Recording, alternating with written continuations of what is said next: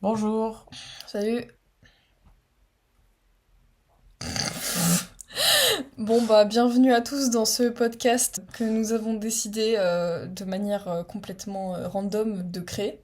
Et nous sommes deux êtres de lumière complètement paumés en ce bas monde. Mais nous allons toutefois passer un petit moment avec vous. Et nous avons décidé pour ce premier podcast de choisir un thème assez controversé, assez populaire, notamment avec la sortie d'un film. Oui. Nous allons parler du gore. Voilà. Un thème tellement adorable, très mignon, qu'on retrouve un peu partout dans la culture populaire.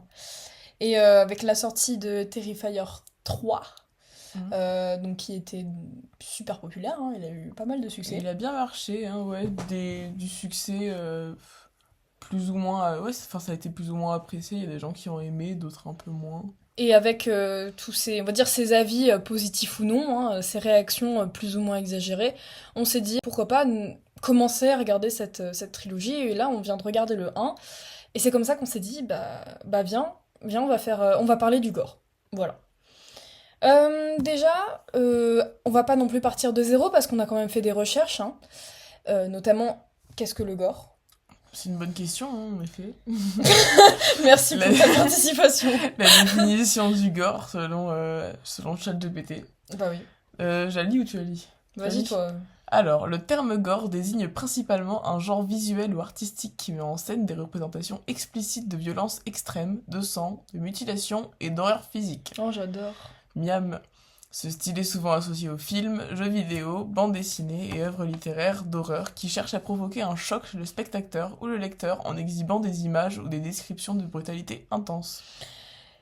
Bon, bah voilà, avec tout ça, on a commencé bien, mais on s'est dit, pourquoi est-ce que forcément on utilise ce mot gore en fait? Qu'est-ce que ce mot? Et vu qu'on est un peu des littéraires, hein, ça s'entend, Et ma gueule. on s'est demandé, est-ce qu'il y aurait pas une étymologie? Ouais. Un sens, Et- pourquoi le mot? Et il y en a une, ça vient de l'anglais en fait, qui est... Alors, je vais lire la définition parce que je l'ai sous les yeux, donc Vas-y. c'est plus C'est simple. assez étonnant quand même, moi je m'y attendais pas. C'est vrai, le mot gore vient de l'anglais où il est utilisé dès le Moyen-Âge avec le sens de sang coagulé ou de plaie sanglante. Oh putain. Ce terme semble provenir du vieil anglais gar, qui signifiait lance ou, attention, sang répandu par une blessure infligée par une arme tranchante. Putain, le petit meux qui fait genre un pavé, genre. Gar.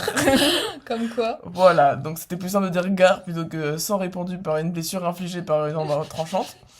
Donc ce lien avec les armes tranchantes et le sang répandu a lentement évolué pour devenir un terme décrivant toute représentation graphique de la violence sanglante. Donc en gros, ça fait splash-splash, quoi. Mm. Et puis Et bon, bon. les fans de films d'horreur ont même trouvé des sous-thèmes à ce gore. Moi, il y a un sous-thème qui me vient en tête, c'est le slasher, enfin les films Ouais, slasher. les films slasher, Tous ouais. les screams, où en fait, slasher, pour ceux qui savent pas, c'est vraiment dans les films où le tueur en série, ou la personne qui commet des meurtres, ça se fait à l'arme blanche. Donc le couteau, la scie, Ça voilà. fait slash, quoi. Voilà. Et il y a Scream, qui est le slasher le plus connu. Ouais, c'est très répandu. Hein, Donc arme tranchante, MDR. Vraiment la définition, Voilà. ça me fume. Mais juste que ça vienne du Moyen-Âge, en vrai, j'avais eu ma petite idée de ouais, c'est l'étymologie en général, c'est que ça vient de loin, mais Oui, en général. que gore, ça vient de gore. De gare et Ouais, que parce gare veut dire une phrase qui fait Vraiment. 50 lignes. Pour vous appeler le mot, c'est G-A-R. Gare. Alors, sachant que le A, il a une sorte de barre, c'est même pas un accent circonflexe, Non, c'est un trait. c'est une barre, c'est un slash. Il y a une petite trace. Oui, c'est un slash, C'est voilà. Wow! Pas mal, hein? Et ouais, par la suite, le genre gore, il a gagné en popularité, il s'est diversifié. Il a commencé à apparaître dans des jeux vidéo, des bandes dessinées, la littérature et de l'art contemporain. Ouais. Comme quoi, c'est pas que des films. Et c'est justement cet aspect-là qu'on aimerait Abordé. aborder. Est-ce qu'on peut retrouver le gore autre que dans des films, et est-ce que ça reste toujours aussi connu? Pourquoi est-ce qu'on aime le gore? Pourquoi est-ce que les gens aiment le gore, que ça continue à se produire? Est-ce que le gore peut être esthétique? Voilà. Et surtout au niveau du gore et des différents types d'art qu'on peut retrouver dans le gore, genre est-ce que ça a le même impact, donc le sens le gore dans le littéraire comme le gore dans le cinéma, je sais plus parler, est-ce qu'il va avoir le même impact? Sachant qu'il y a pas... C'est pas la même chose, quoi. Moi, il y a un truc qui m'a interpellée, là, c'est l'art contemporain. Le gore dans l'art contemporain. Ouais, c'est vrai, j'avais pas pensé l'art contemporain. Parce que ça me fait penser à une artiste, Barbara Abramovic. Ceux qui ont la rêve, vraiment, vous êtes les BG, vraiment. C'est une madame qui est assez connue dans le domaine de l'art contemporain. Je crois que tu la connais, Sybille. Ouais, tu en avais parlé. Et elle est notamment très connue pour une performance qu'elle a fait, je crois que c'est dans les années 70-90. Tu peux faire la recherche pendant que j'explique. Ah, les Barack Obama. Barack Obama dans les recherches. Donc en fait, elle a fait une performance qui s'appelle Rythme Zéro. Et dans cette performance-là, elle a mis devant elle une table avec des objets dessus. Alors c'est pas elle. Mais au pire, juste mets Rythme Zéro à côté de on va Barbara. taper ça. Et sur cette table, donc oui, elle a mis des objets. Ça pouvait varier d'une simple rose à un couteau de chasse. Et voilà, c'est Marina. 2012. Marina Abramovic. On est nuls. C'est Marina Abramovic, c'est pas Barbara. J'ai sorti Barbara. Oui. Naise, les gars, je vais me casser la figure là. Oui. Oh non, mais la honte. C'est pas Barbara, c'est Marina Abramovic. Je suis... Je me disais aussi un petit peu Barbara, ça me dit un truc mais pas vraiment en même temps. C'est Barbara. Et Abramovic, ouais, mais Barbara, attends, y a pas de problème. Oh, je suis vraiment désolée. J'avais confondu avec Barbara Kruger en fait. Même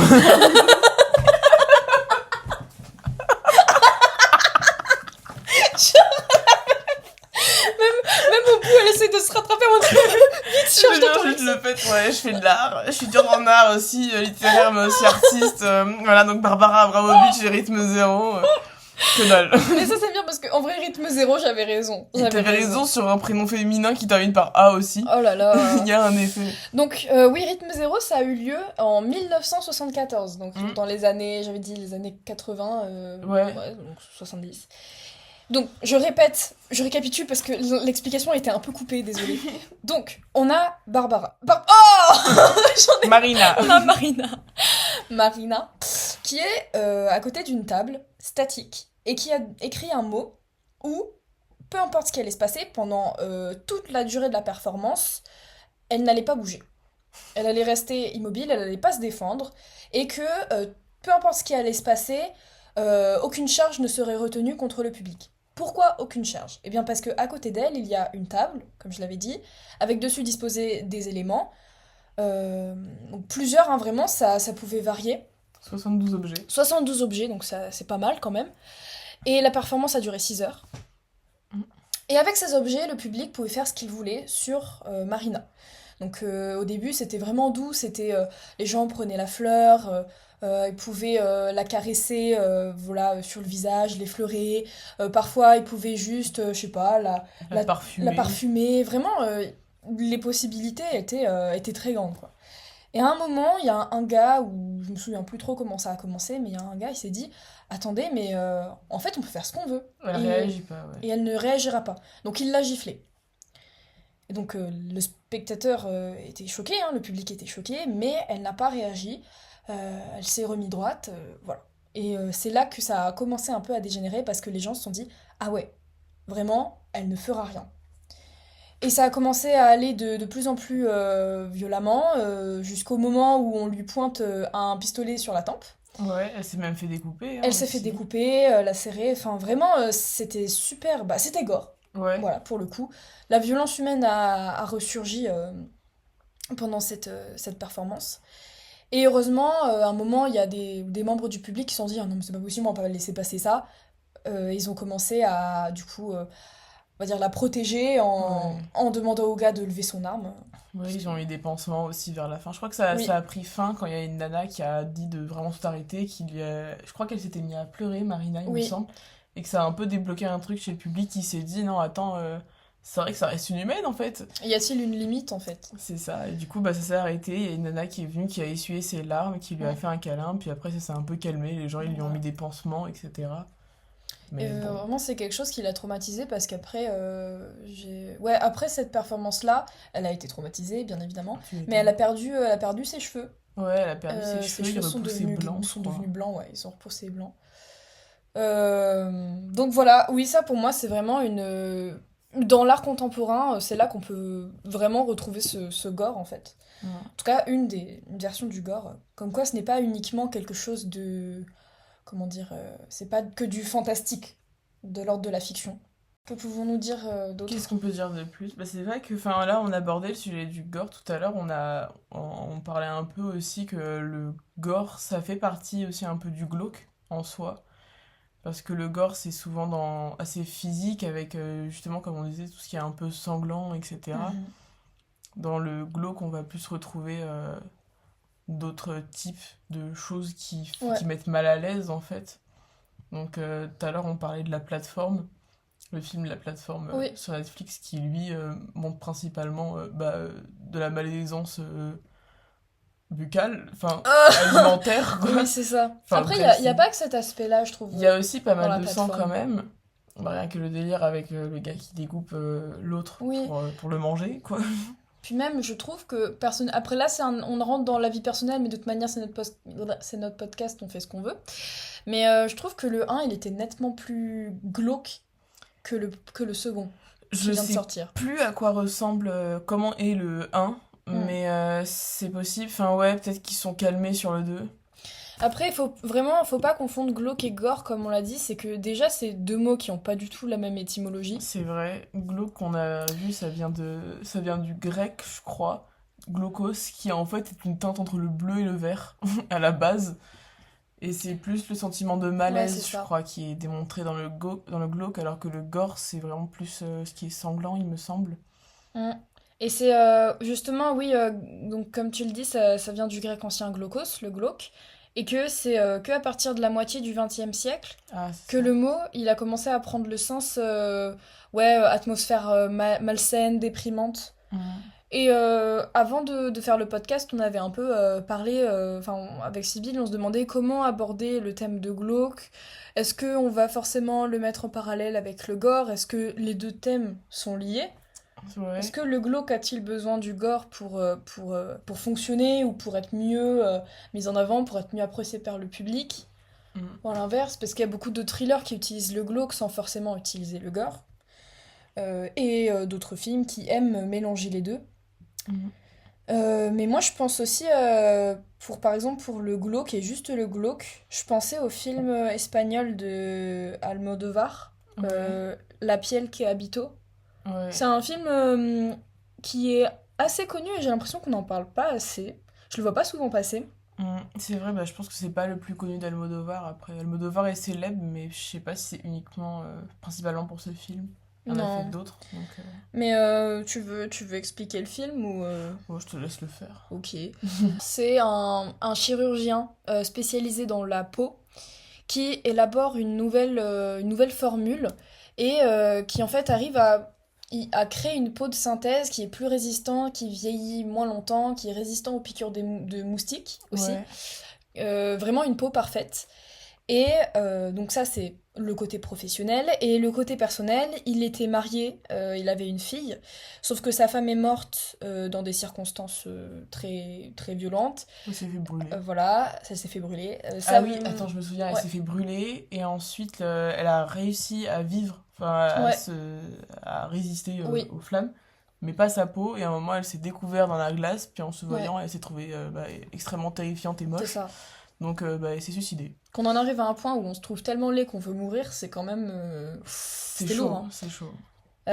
Et donc, ce chirurgien avait aussi une fille qui, bah, après la mort de sa mère, était complètement traumatisée. Et puis, elle a vécu un événement encore plus traumatisant après. Donc, elle en est morte. Je crois que Euh, c'est ça, non? Non, elle en est pas morte, mais elle en est restée traumatisée à tel point qu'elle ne sortait plus, que le contact physique, le contact humain de manière générale, c'était insupportable, donc elle sortait plus en fait. Mm.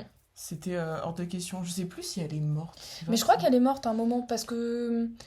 c'est possible qu'elle soit morte. Bon, ceux qui ont Je vu le film pourraient nous dire, je me souviens plus trop. Mais ce qui est intéressant, c'est pas forcément cet élément-là.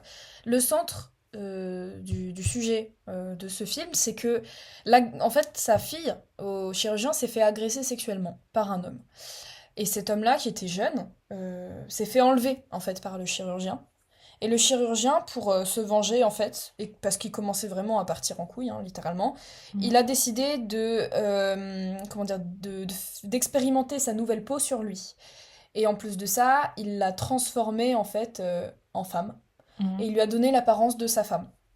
Donc le jeune se retrouve dans un nouveau corps, un corps de femme, vraiment, rien, on n'est pas épargné, hein. Il y a vraiment tous les détails, pas forcément de la chirurgie, mais plutôt des résultats de la chirurgie, tout ce qu'il doit faire après, pour continuer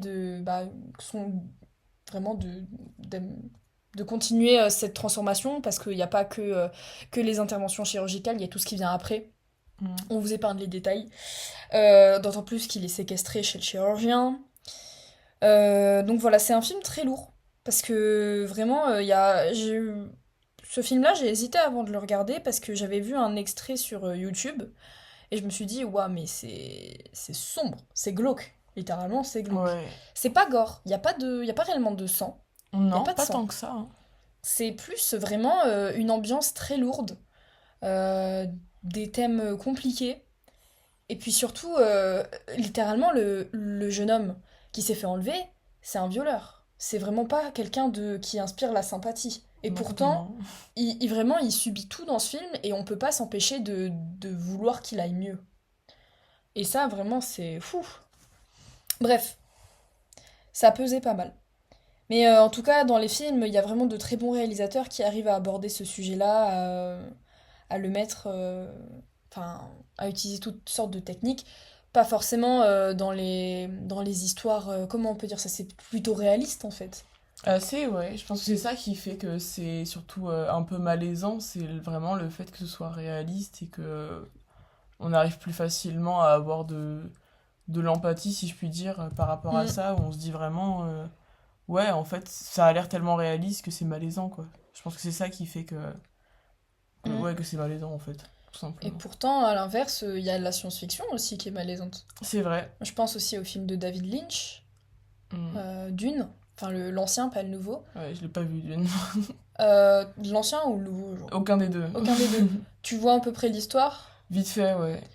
Ben, alors pour ceux qui ne connaissent pas Dune, qui ont vécu dans une grotte, ou qui n'ont pas entendu parler vraiment qui n'ont pas les grandes lignes, c'est littéralement comment dire, toute l'histoire est centrée sur une bataille de territoire.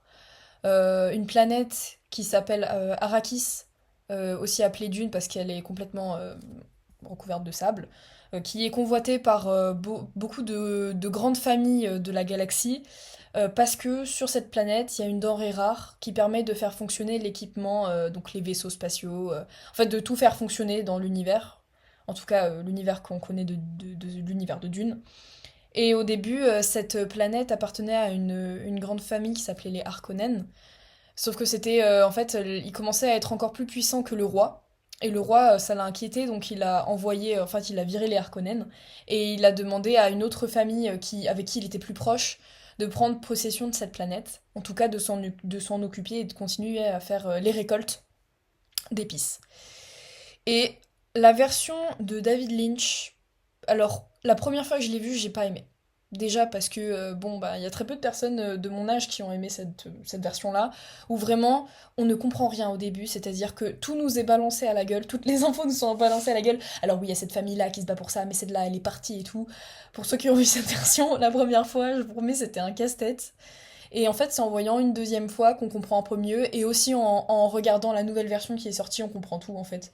Ouais. Donc littéralement, vous pouvez commencer à regarder les derniers qui sont sortis et ensuite regarder celui de David Lynch. Mais vraiment, quand je dis que le glauque est présent dans ce film, c'est qu'il est vraiment présent déjà avec la manière dont est traité le méchant, en fait le chef des Harkonnen. C'est vraiment un personnage dégueulasse, hein, dans tous les sens du terme. Pas uniquement violent, hein, mais vraiment, quand tu le vois, tu sais déjà, il est sale, quoi. C'est crado. Euh, voilà. Mhm. Donc oui, le glauque peut être aussi présent dans les films de science-fiction. Ouais. C'est vrai que je suis moins science-fiction, moi, quand même. Ouais. Mais c'est vrai que, autre que les films aussi, on avait noté pas mal de refs un peu littéraires aussi. Et c'est vrai, bah, moi je suis moins du coup science-fiction, mais tout ce qui est film littéraire, On avait noté Junji Ito, tout ce qui était les malformations du visage ou du corps, etc. On retrouve vachement ça, c'est vrai, dans les Junji Ito. Et ça instaure un peu une forme de malaise, ouais, en soi, bah, quand on voit des membres déplacés ou juste, ouais, ce genre de choses, c'est inhabituel en fait. Donc ça fait une forme de malaise où on se dit, il y a un truc qui cloche un peu. Donc voilà. Mm. Parce que là, tu parles du coup du gore, on est d'accord? On est revenu sur le gore. Un peu plus, ouais. Bah, je sais pas. Ouais, le gore, c'est plus du gore, je pense. Mais la question, c'est pourquoi est-ce que les gens, ils aiment autant le gore? Qu'est-ce qui nous pousse à regarder des films gore alors qu'on sait que ça va rien nous apporter, en Je fait, pense que en c'est termes un de... peu une forme de curiosité morbide, tu vois. On se demande jusqu'à où, qu'est-ce qu'on est capable de supporter, enfin, quelle est notre limite dans l'acceptable au fond de nous, quoi. Parce que c'est des choses, dans la vraie vie, on sait que... Enfin, si jamais je trouve un cadavre dans la rue, je sais pas, je sais pas quelle est la réaction des gens de manière générale, mais en général, tu vas pas être en mode ah waouh, un cadavre, trop beau, si J'adore les stylé, cadavres. etc. Mais dans les films, c'est plus abordable parce que tu sais que c'est principalement de la fiction ce que tu regardes en fait. Avant de regarder des documentaires, même si tu regardes un documentaire, il y a l'espèce de rideau qui se crée entre l'écran et toi face à l'observation ouais, de ce cadavre et du sang, tout ce qui est gore du coup. Mm. Alors que dans la vraie vie, ça sera plus choquant quoi. Donc je pense que ouais, c'est une manière de se réfugier, peut-être de s'habituer un peu au gore qui nous entoure dans la vie de tous les jours, tu vois, de se dire ouais, bah je suis prête face à la télé, ça me va, donc tout va bien, peut-être que dans la réalité, je le serai aussi. Mm. T'as aussi un petit peu ce goût de l'interdit qui se joue avec justement le principe de regarder quelque chose qui est un peu illégal, quoi, parce que tuer, bah c'est pas bien. Donc Je fais pas les enfants. voilà, donc le fait de le regarder, peut-être que ça procure un peu cette sensation de le goût du danger, quoi. Mm. Je suis d'accord avec ça. Puis après, il y en a... Autre la curiosité morbide, c'est aussi une forme de... Comment dire? Ça véhicule quand même des émotions fortes, le gore. Quand on voit... Enfin, on a envie d'être choqué, on a envie de ressentir quelque chose. Enfin, pas aller au-delà... Enfin, jusqu'à la c'est catharsis, ça. mais bref... Bah, c'est un peu le principe des sensations fortes, tu vois. C'est comme quand tu prends une montagne russe où tu vas être lâché dans le vide. Si jamais tu le fais sans protection, bah tu meurs, quoi. C'est vrai. Alors que là, tu sais qu'il y a la sécurité derrière, que ça t'arrivera pas, tu vois. Enfin, normalement. C'est un danger contrôlé, en fait. Voilà, c'est ça. Donc je pense que ouais, c'est ce principe un peu de sensation forte, de recherche de... Ouais, de sensation de limite de mort imminente qui n'arrivera finalement pas. Donc ça fait sentir des choses, quoi. C'est vrai. Voilà, je Qu'elle pense que soit c'est bonne ça. ou mauvaise... C'est ça, je pense que ça apporte une certaine satisfaction intérieure. Après, moi, je dis un bon épisode de My Little Pony. Ah, y a rien, y a C'est rien de pas mieux, de hein. refus, quand même. Hein. Franchement, ouais. Du Molang. C'est cool, Molang. Regardez bien, Molang, Molang. les amis. Ça sera pour un autre débat.